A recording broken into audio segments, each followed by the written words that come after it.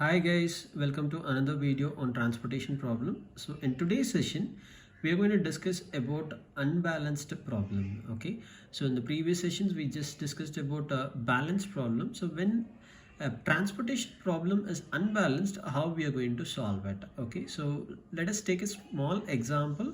So here we have given with the transportation cost, demand and supplies. So this is our problem. Okay, so now we have the origin. Okay, so we have the origin O1, O2 and O3, and we have the destination D1, D2, D3 and D4. These are the cost. Okay, that is your transportation cost. So these are your transportation costs, and we have your demand, which is 85, 35, 50 and 45, and we have your supply 70, 50 and 70. Okay, so now we need to find out whether the problem is balanced or not. Only when the problem is balanced we can further proceed.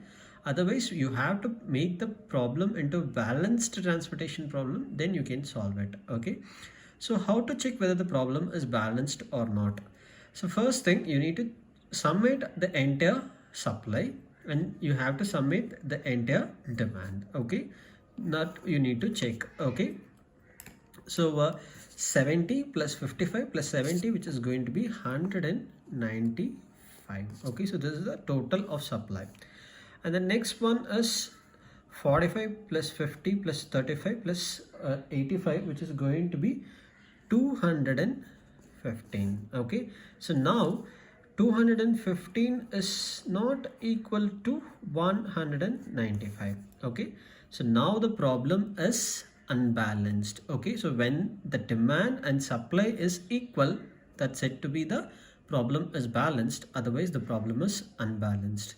So now how we are going to make this problem as a balanced problem? Okay, so we have to convert that. Okay, so what is the first step? So first step is you need to first find out the difference between the supply and demand. So the difference between the supply and demand is 20.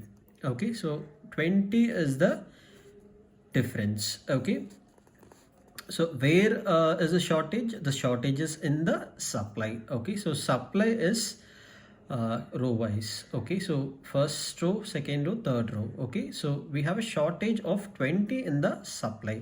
So that means you have to introduce a new row.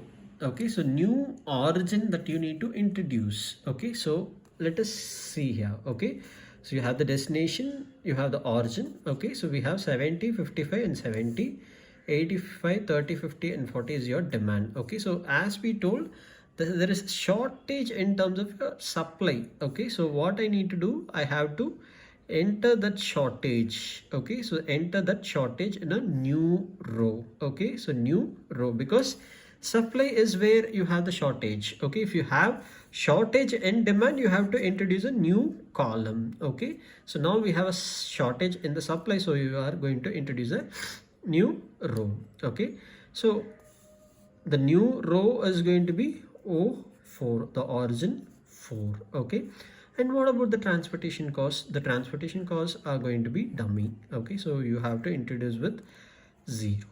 Okay, so now you can check out whether the problem is balanced. So we have included 20, so the total is 215 and the total will be 250 in the demand also. Now the problem is balanced, so now you can solve it by any method that you wish to go with. So you can solve it by VAM, transportation cost, or you can solve it by your Modi method even. Okay, so first thing, you need to check whether the problem is balanced or not. Okay, if not, you have to follow this method. You have to first find out the difference between the supply and demand. So whichever is shortage, say for example supply is shortage, you have to introduce a new the difference as your new supply.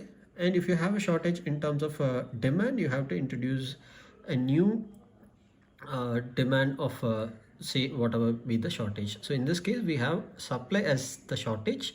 So supply is in row order, so you are going to introduce a new row. If the supply is in a column, say for example here I have given supply, I have to introduce a new column. Okay, so that is the case how you are going to convert your unbalanced into a balanced problem. Okay, so if you have any doubts, please put it on the comment. We'll see you in another session. Until then, bye bye, see you.